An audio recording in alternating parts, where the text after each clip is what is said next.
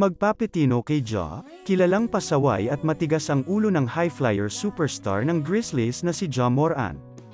Pero alam niyo bang isang veteranong point guard lang pala ang magpapitino sa kanya?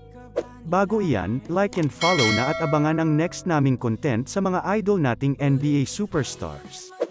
Ilang beses nang naparusahan ng NBA si Ja dahil sa paulit-ulit nitong paglabag sa rules ng liga.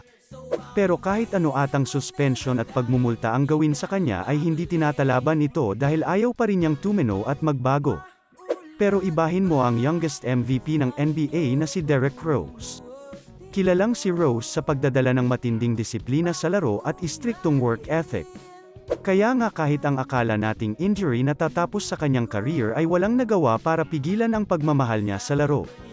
Ayon kay Rose ay hindi siya nagpunta ng Grizzlies para maging babysitter ni Morant kundi para i-push ito. I'm not here to babysit.